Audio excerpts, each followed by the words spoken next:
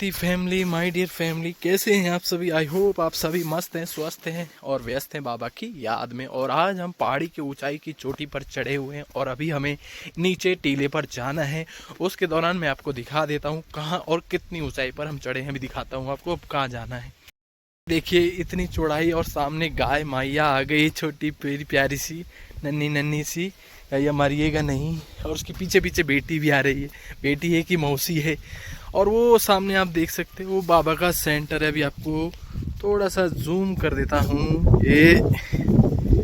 ये दिख रहा होगा आपको, ये वाला है, दिखा ना, ये हाँ, यही बाबा का सेंटर है। वहीं हमें जाना। और अभी हम लगभग देखो तो 5-7 किलोमीटर ऊपर चढ़े और नीचे उतरेंगे अभी। साथ में हमारी दीदियाँ भी हैं। ओके माय डियर फैमिली, आप देखते रहिए। ये देखिए कितने सुनहरा है मौसम। क्या मौसम आया है, फूलों सी पुरवाई मस्तानी चली। तो बाबा अपनी सेवाएं स्वयं कराते हैं, इसलिए मस्त रहें, बाबा को याद करते रहें और पहाड़ों का नज़ारा देखते रहें। इतने खूबसूरत नज़ारा कहीं देखने को नहीं मिलता। और शिव बाबा हमें हर पल जो शक्ति देता है, निरंतर उसकी याद में रहना है, दैवी गुणों को धारण करना है। क्योंकि बाबा ने आज हमें बहुत सारी शिक्षाएं दी हैं कि बच्चे, तुम्हें देह को नहीं देखना, अपनी आत्मा को देखना। आत्मा समझकर जब हम बाबा को याद करते हैं तो हमारे जो 63 जन्म के विक्रम हैं वो नष्ट हो जाते हैं, जिसके कारण आत्मा हल्की होकर फरिश्ता बनकर उड़ती रहती। क्योंकि आत्मा पर जो बुराई की कट चढ़ी है वो केवल शिव बाबा की याद से ही उतर सकती है। और आप रास्ते को नोट करते जाना हम कैसे कैसे उतर रहे हैं। हाँ भाई सी, ओम शांति। ये देखिए रास्ता, और यहाँ रोड ये बन रहा है अभी। तो यहाँ से हम आपसे बात कर रहे थे, ये रोड बन रहा है अभी। इस साइड हमें वापस मुड़ना है। अरे बाप रे, अभी रोड की मरम्मत चल रही है भाई। ओम शांति भैया जी। हेलो रोड भाई जी, एक मिनट। ये आ गया अपना वापस रास्ता। हंसते हंसते कट जाए रास्ते। ओहो, इसी रास्ते से हम ऊपर चढ़े थे। डियर फैमिली, देख रहे हो ना, अभी हम इसी रास्ते से ऊपर चढ़े। तो कितना सुंदर मौसम है, वाओ नाइस। वो कहते हैं ना, पहाड़ों की सबसे बड़ी खूबसूरती क्या है, यहाँ फ्रेश ऑक्सीजन है।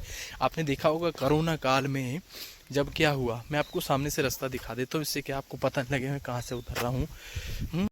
पहाड़ों के ऊपर है और अभी हम इस तरफ से उतर रहे नीचे हैं। उधर से दीदियाँ भी आ रही हैं, धीरे धीरे आ रहे हैं। और साथ में एक 80 साल की मादा इतनी ऊपर चढ़ जाती है, उनको देखकर एक जज्बा आ जाता है। जो आपसे बात कर रहा था कि पहाड़ों की सबसे बड़ी खासियत क्या है। हाँ, पहाड़ों में सबसे फ्रेश ऑक्सीजन होती है। फ्रेश ऑक्सीजन माने यहाँ पे पेड़ हैं, पौधे हैं, और सबसे बड़ी बात है अपनी शांति है, साइलेंस है। दूसरी, ऑक्सीजन फ्रेश है। और ये देखिए कितनी सुंदर सुंदर नज़ारे हैं। ये रास्ता है सारा। तो रास्ते में चलते हुए आपसे जो बात कर रहा हूँ वो वही बता रहा था कि जब कोरोना काल आया, तो कोरोना काल में आपने देखा होगा लोगों को ऑक्सीजन के लिए भागना पड़ा। प्रकृति ने जो ऑक्सीजन हमें फ्री दे रखी है, लेकिन हमने उसकी कटौती कैसे कर दी। हमने अपने साधनों को पूर्ति करने के लिए, अपने स्वार्थ को पूरा करने के लिए हमने पेड़ों को कहीं ना कहीं काट दिया।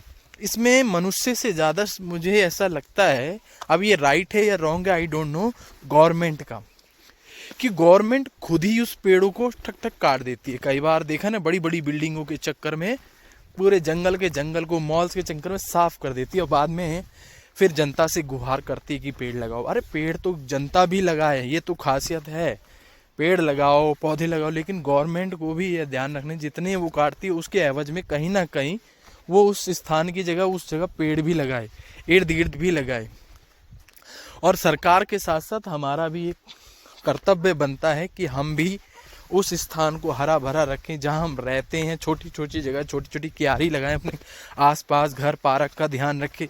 हमेशा हम क्या करते, कूड़ा कचरा फैला देते, कहते फिर गवर्नमेंट साफ नहीं करते। अरे गवर्नमेंट तो साफ कर रही है, लेकिन हर जगह गवर्नमेंट के कर्मचारी वैसे नहीं कर पा रहे तो क्या कर सकते। चलो ये तो संसारिक बातें, इसे छोड़ते हैं, अभी हम आगे इस पर टॉपिक पर बात करेंगे। तो हम चल रहे थे, ये रास्ते हैं और ये जो आप देख रहे हो ना कि पहाड़ों के कटे हुए खेत हैं। और भाई साहब ओम शांति, हाँ ऊपर से, हाँ जी आपके गांव में गए थे सीयूसी में, बहुत खूबसूरत गांव है आपका। विजेंद्र जी है ना, जानते होगे आप, उनकी साइड से। आ जाओ आप, आ जाओ पहले आप। गौरा भाई तेरा ये देखिए यहाँ के गांव के भाई जो शरीर निर्वाह के लिए लकड़ी काट के लाते हैं, वो भरे भरे जंगलों में जहाँ पर कई बार टाइगर का भी अटैक हो जाता है। और माताएं जो होंगी वो घास फूस काट के लाती हैं अपने जो वो पशु पालती हैं उनका ध्यान रखने। हमेशा एक बात ध्यान रखना, भगवान ने जो हमें पशु पक्षी दिए हैं इनका भी आपको ध्यान रखना है। याद रखो पशु पक्षी हमारे साथ जुड़े हुए हैं, उन्होंने हमें हमेशा पालना किया, अब हमारा भी फर्ज बनता है। वो कहाँ जाएंगे बेचारे, वो हमारे पर ही तो निर्भर है। भगवान के द्वारा जो भी हमें प्राप्त है वो सबके साथ मिलकर रहें, सबके साथ, जैसे जानवर हैं पशु पक्षी, उनको भी थोड़ा अपने द्वारा प्राप्त अन्न अनाज पानी दे दें जिससे उनका भी भला हो। कई बार आपके घरों में भी रोटियां बच जाती हैं, कपड़ा बच जाता है, याद रखें आपके लिए शायद वो वेस्ट हो सकता है, आपके लिए शायद वो वेस्ट हो सकता है, लेकिन किसी के लिए वो बेस्ट हो सकता है। तो कोशिश करें, चाहे वो रोटी है, आपने देखा होगा ना जब भी हम सब्जी फल आदि काटते हैं तो उसके छिलके बच जाते हैं तो हम क्या करते हैं डस्टबिन में डाल देते हैं। तो कोशिश करें, गवर्नमेंट ने भी आजकल निकाल रखा है कि गीला कचरा और सूखा कचरा अलग। तो जो फल के छिलके होते हैं, सब्जियों के छिलके होते हैं, उन्हें ना एक अलग पन्नी में रखें, जिससे क्या होगा आपकी नज़र में तो वो कचरा है लेकिन कहीं ना कहीं वो किसी के लिए पेट भरने का एक साधन है। तो कोशिश करें उन छिलकों को, उन फले को, टुकड़ों को आप किसी जानवर के आगे डाल दें, लेकिन पन्नी के सहित ना डालें। आप तो पन्नी के सहित डालेंगे, लेकिन क्या होता है कई बार पन्नी गाय खा जाती है, जिसके कारण उसके मतलब ये जो क्या बोलते गले में फंस जाती है और तो कई बार दुर्घटनाग्रस्त भी हो जाती है। दुर्घटना के कारण उनकी हत्या भी मतलब डेथ भी हो जाती है, जिसके कारण तो आप भी कोशिश करें जब भी उनको फल फूल दें तो पन्नी अलग कर दें और सब्जी वब्जी तो उनको दें। ठीक है माय डियर फैमिली, ये बहुत सेंसिटिव बातें होती हैं। और जैसे आपके घर में भी कई बार कपड़े बच जाते हैं छोटों के बड़े, फेंकने से अच्छा है या वो बर्तन शर्तन लेने से अच्छा है वो किसी गरीब को दे दें, लेकिन जब भी दें धोकर साफ़ कर प्रेस दें, क्योंकि सामने वाले की भी एक सेल्फ रिस्पेक्ट है। ठीक है माय डियर फैमिली, बाकी तो आप समझदार हैं, बुद्धिमान हैं, भगवान के बच्चे हैं। तो हम आगे चलते हैं, आगे का रास्ता आपको दिखा देते हैं। तो ये देखिए वही रास्ता है और वो अपनी मंजिल है। और फाइनली हम नीचे उतर ही रहे हैं वैसे तो। चलते चलते तो आखिर में गीत याद भी आ गया, कौन सा, देखो बच्चे क्रिकेट भी खेल रहे हैं, वेरी गुड। नहीं, हंसते हंसते कट जाए रस्ते, जिंदगी यूं ही चलती रहे, खुशी मिले या गम न बदलेंगे हम। तो याद रहे। और एक और गीत याद आ गया, कौन सा, जीवन के दिन छोटे सही हम भी बड़े दिल वाले, कल की हमें फुर्सत कहाँ, सोचे जो हिम्मत वाले। तो मस्त रहें और बाबा को निरंतर याद करें। देखो बाबा माना क्या है, कईयों के मन में संकल्प भी उठ सकता है, व्हाट इज बाबा। तो बाबा कौन है ये आपको ब्रह्मा कुमारी सेंटर जाकर इस चीज़ को समझना है। और बाबा कोई संसारिक बाबा नहीं है, वो हम सभी आत्माओं का पिता है। जैसे शरीर का पिता होता है, अब जैसे गाय का बच्चा गाय, बिल्ली का बच्चा बिल्ली है और शेर का बच्चा शेर है, तो हम आत्मा है। तो आत्मा के पिता को कहते हैं परमात्मा, जो हम सभी आत्माओं का पिता है, जिसको हम भक्ति में शिवलिंग के रूप में याद भी करते हैं। और वही निराकार परमात्मा आकर वर्तमान समय हमें ज्ञान और शिक्षा के द्वारा राजयोग सिखा रहा है, पढ़ा रहा है, जिससे हमारे को जन्म जन्म का भाग्य बनाने का सुनहरा अवसर मिलता है। तो हम बात कर रहे थे निराकार परम पिता शिव बाबा की, जो आकर हमें ज्ञान दे रहा है। देखो इस ज्ञान को समझने के लिए आपको अपने नज़दीकी ब्रह्मा कुमारी सेंटर जाना होगा, जहाँ पर राजयोग मेडिटेशन निःशुल्क फ्री सिखाया जाता है। राजयोग क्या है? What is meaning of the Rajyoga?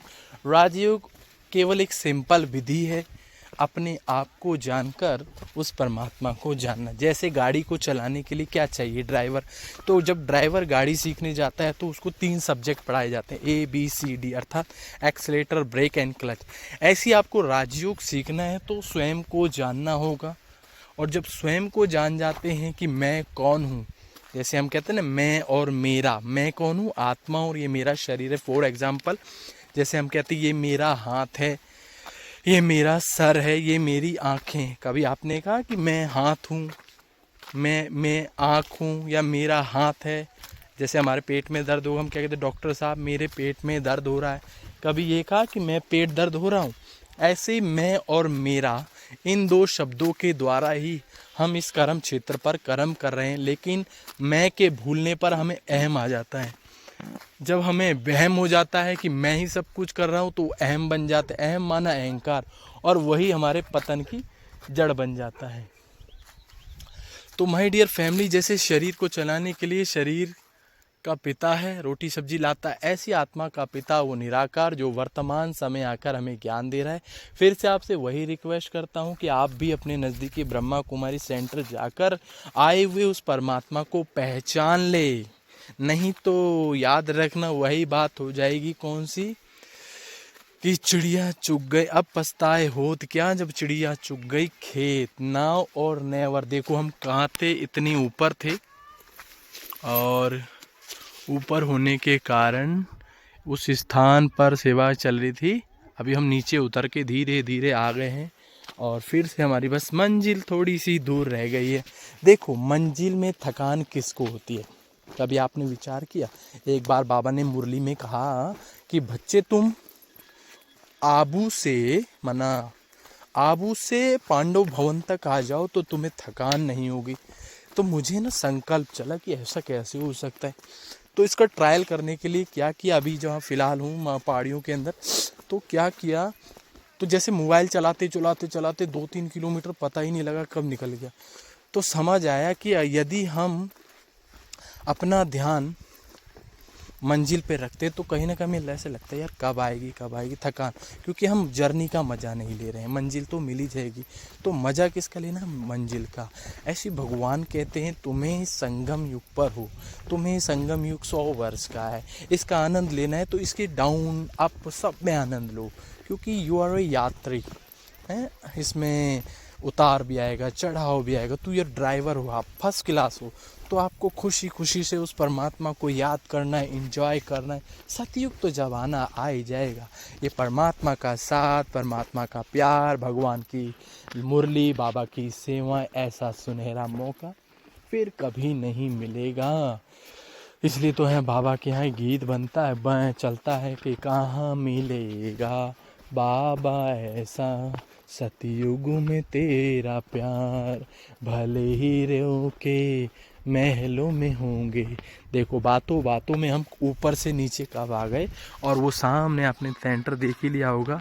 Sorry, brightness थोड़ी सी कम हो गई, बात कर रहे थे, थोड़ी ब्राइटनेस कम होने के कारण बीच में रोक दिया था। तो आपको बता रहा था वो सामने आ गया बाबा का घर, और अभी रास्ता बाकी है। मंजिलें उन्हें मिलती हैं जिनके सपनों में जान होती है।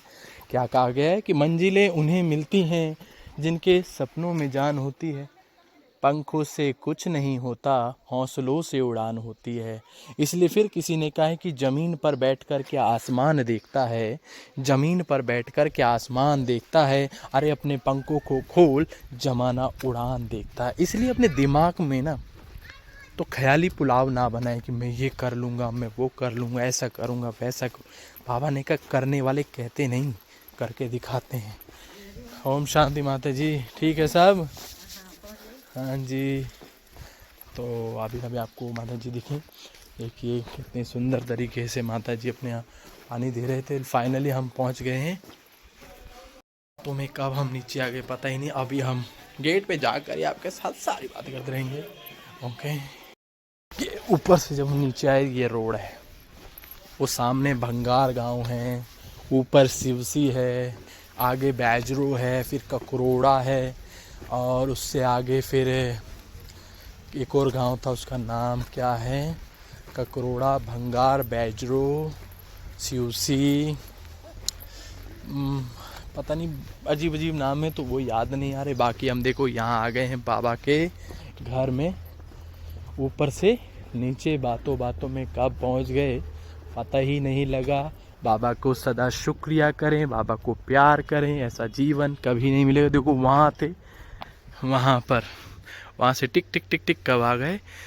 ये देखिए बाबा का प्रजापिता ब्रह्मा कुमारी ईश्वरी विश्वविद्यालय, मुख्यालय माउंट आबू राजस्थान, गीता पाठशाला सिउसी नगर, NH 121 है, सावली पूड़ी गढ़वाल उत्तराखंड, और पिन 2462798। जब घर से निकलें तो बाबा को याद करें, जब घर पहुंच जाएं तो बाबा को याद करें। अभी बाबा मेरा बाबा बोल, फिर दरवाजा खोल, खुल जा सिम सिम। पाठशाला मतलब सेंटर में एंटर करेंगे तो आपको यहाँ पे दिखाता हूँ।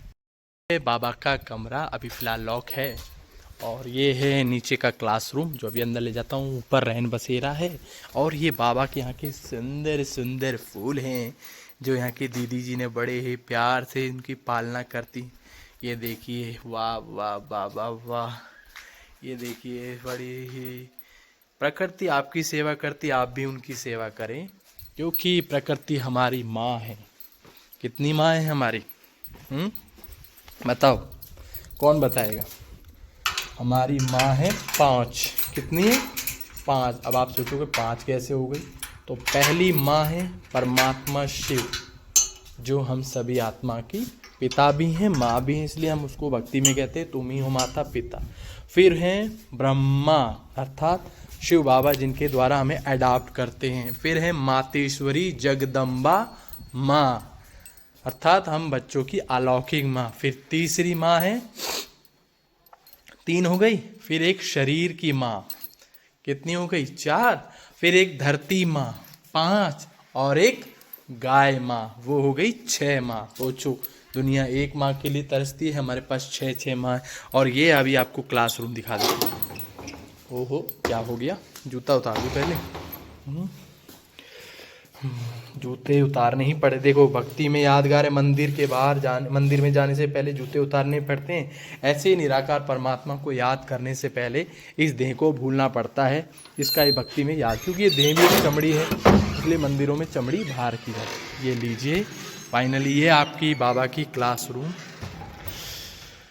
वाह वाह वाह वाह वाह वाह वाह वाह वाह। Okay my dear family, okay, बहुत सुंदर। और ये है लाइट, ये देखिए।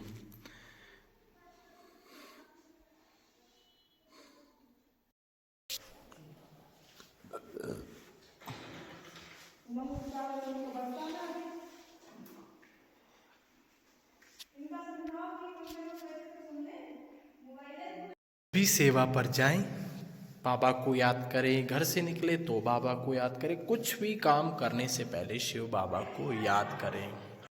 नहीं, अभी बनाएंगे।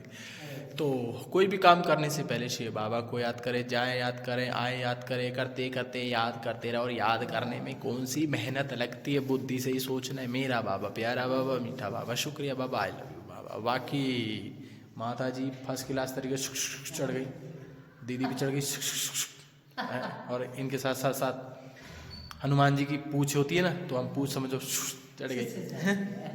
Okay, thank you. बाबा का करे सदा